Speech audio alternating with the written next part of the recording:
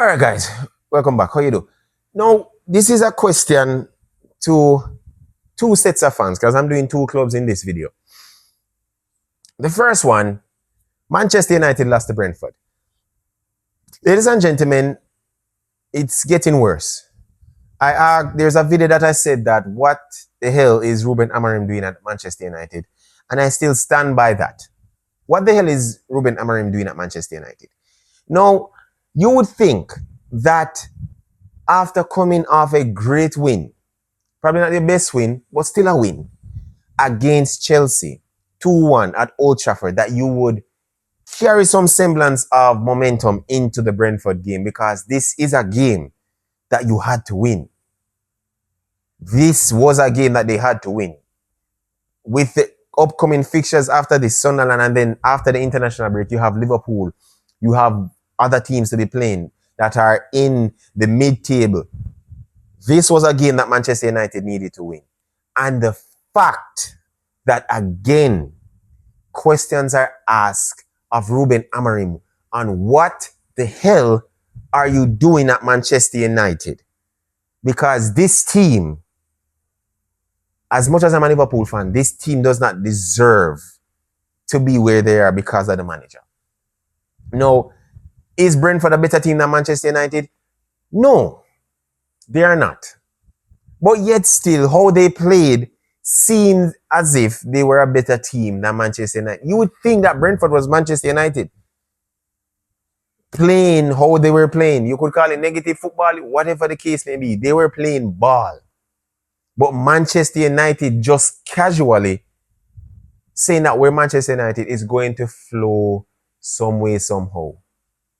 And I'm asking the question now, what is the environment like at Manchester United? I'm going to say this. If you sack Ruben Amorim in the international break, if he loses to Sunderland next game, excuse me, and then go into an international break, what exactly or who exactly is the manager that comes in to try and help this team? Because the more and more that I see Manchester United play and how this team comes out to play against various opponents, something is going on behind the scenes. Now, I know persons will be saying it's a manager's fault, and I just said it, what the hell is he doing? And 80% of that, or 85% of that, 80% of that is on the manager. Definitely. 10% of that is on Sir Jim Ratcliffe. And the next 10 is on the players. I'm going to start with Ruben Amorim. He is out of his depth. Ladies and gentlemen, we are seeing a manager who is out of his depth pertaining to getting the best out of a squad, particularly an organization, a club like Manchester United that has history of success. He is not the one. He is not the one. I'm sorry. This is awful. This is terrible. This is worse than how they lost to Arsenal. This is probably worse than how they drew to, I don't remember the team's name, but this is horrible. This is, it's not as bad as Grimsby, but this is horrible because the players have given up on the manager. The players don't know what they're doing. And then some of the players should not be starting. Why on earth isn't Lenny Euro starting? Why is it that Luke Shaw is starting? Someone can let me know in the comments as to what secrets does Luke Shaw have for all the managers that he's played under? Why is he constantly starting in games? What is it? The professionalism? Is it he's a good boy, so you give him a nice bonus and give him some cash in his pocket? What exactly does he do? What services does he offer for Manchester United as to why he's starting over Lenny Euro, who Manchester United purchased for what, $50 million, 50 million pounds, and he can't start. He can't start. Over Luke Shaw, injury prone, probably unfit. What exactly has Lenny Euro done to Ruben Amorim as to why he can't start for Manchester United? I'm sorry. Questions have to be asked because this team, as bad as they are, probably should be higher based on the quality of players that they have. They have two of the best players last season in terms of goal scoring, and they can't get a sniff at goal. In Brian Mbuemo, in Matthias Cunha, Sesko finally gets off the mark, and I'm happy for him. But what exactly? Is it the structure? Is it clearly the system? But it cannot be that you are that stubborn that you're willing to risk your job because the system, the players are not playing well enough to the system. What exactly is it? Because I need to know. I really need to know because this cannot continue. This cannot continue. And I think questions are going to be asked by fans, by the Manchester United fans, and rightfully so, by the players themselves, who should also be questioned by the fan base itself, but also of those that are in the higher up as to what on earth is Ruben Amorim doing, as to why they suck. 3-1. 2-0 down in the first half. Nah, fam. And the truth is, if there was a solution to this, probably is going to a back four, but he won't. But I think it's also how Ruben Amorim wants the team to play. I don't think it's just a 3-4-3, 3-4-2-1 system. It's more than that. I believe it is a mindset because you had ample time to play, to get players. You said we're going to wait until the summer for us to get better players. What happened? You got all attacking and forgot your defense, and then and why on earth isn't what's his name? Lamens can't start in the goal. No, seriously, I have a question. Why on earth you buy a keeper if you're not going to start him? The keeper is not good. The keeper should have saved the third goal. Seriously, why you can't start the keeper now? What exactly is the start the keeper? So I'm wondering as to who is making the decisions here. Seriously, why can't your keeper start? And what's even more shocking, if person look at the XG, and I'm not a huge person of the XG thing, but they're going to say, oh, Manchester United had 1.1 XG. And the truth is, the second half, they did absolutely nothing. Nothing. Literally just playing like a pendulum, like a clock. Side to side. Side to side. And I'm saying like, damn.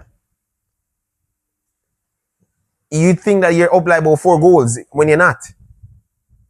But it is what it is. This team, this organization will continue to suffer until changes are made, not only at the managerial position.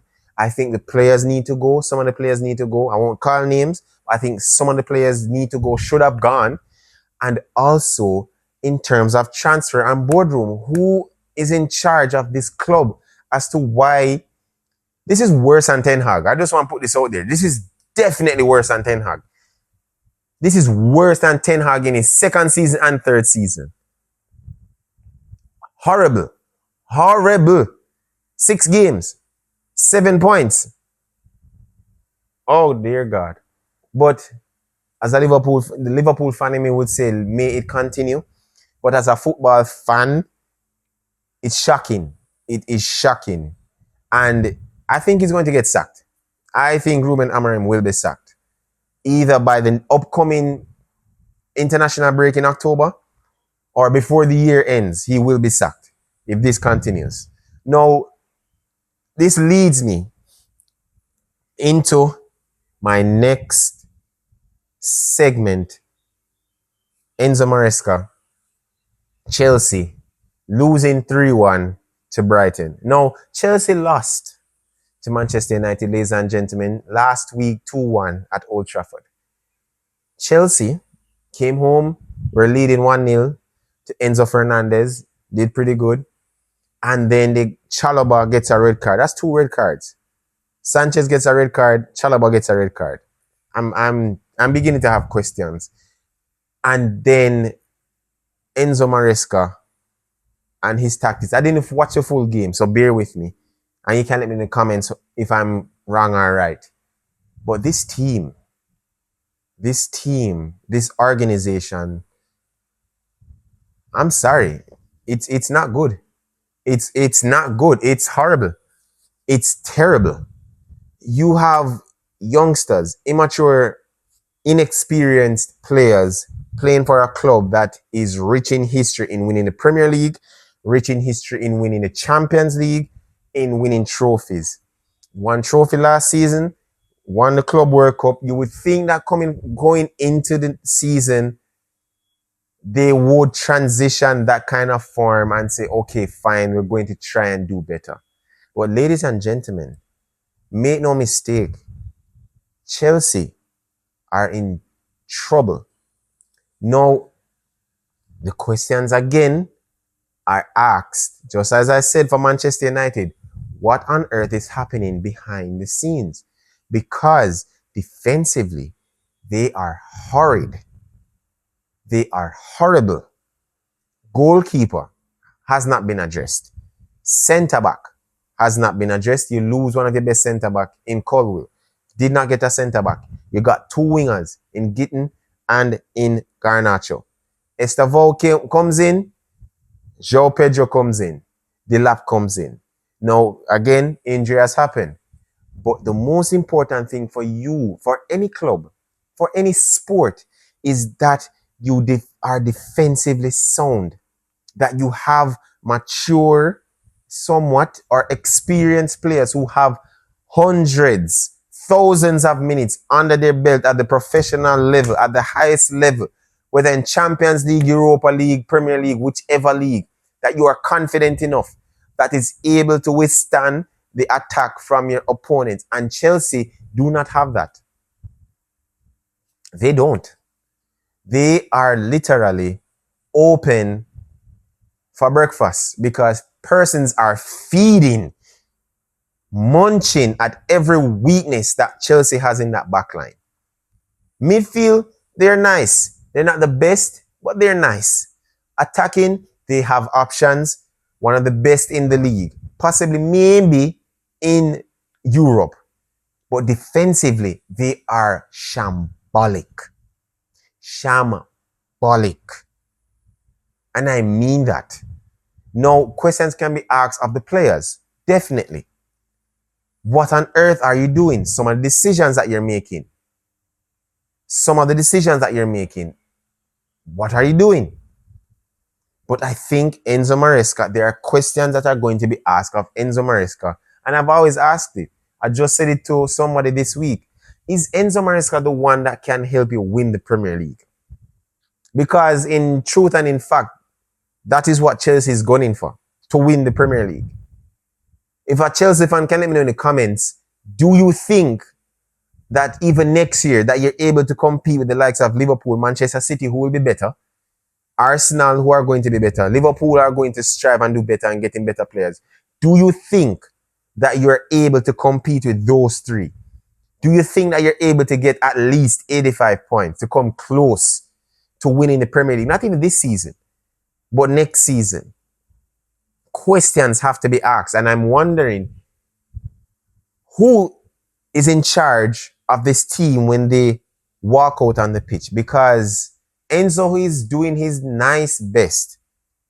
But can he compete with the likes of Arne Slot and Pep Guardiola if he's going to be there, or with Mikel Arteta? Can he?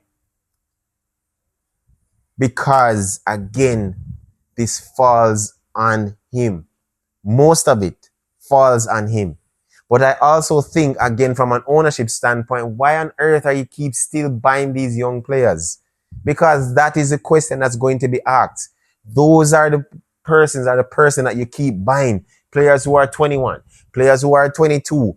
Yes, we can buy them for a nice figure like 40, 50 million. Then we can sell them for at least 60 million because somebody is going to want wingers, forward line players along that line to try and make a profit. But you're trying to win.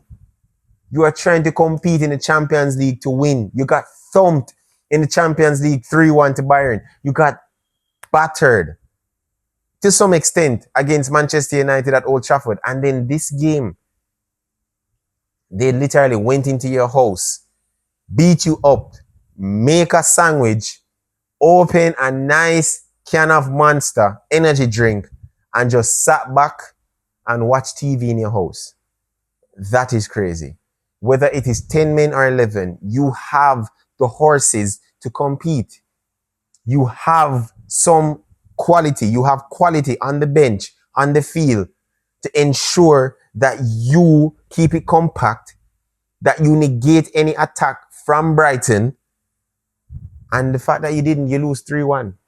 So questions are definitely asked of this team, that if they are ready to compete with the likes of the big boys. And I don't think so. I don't think so. And it's only in September. Can they compete for top 4? Absolutely. It's between them. I believe it's going to be between Tottenham. I also believe it's going to be between Newcastle. I'm going to add Bournemouth to that as well. This can't keep reoccurring for Chelsea. And the worst thing now is that they're at home and they're playing against a Liverpool team that just lost to Crystal Palace 2-1, that did not play well, who will be angry as to how they played, who did not have Ekitike, and now are going to play a team that has to make up for that loss. And you don't have Cole Palmer. You don't have one of your best defenders in Chalobah, who I thought, again, is one of Chelsea's best defenders. What happens then? No Palmer, no Chalobah. It asks a question for Enzo, and I think these are questions that needs to be asked. And you let me know in the comments what you think. Can Enzo Maresca salvage anything for Chelsea and keep them in the title hunt? You let me know. Like, share, subscribe, hit that notification bell. We're almost at 300. We're at 246, near 250 subscribers. Trying to get to 300. But until next time, guys, peace.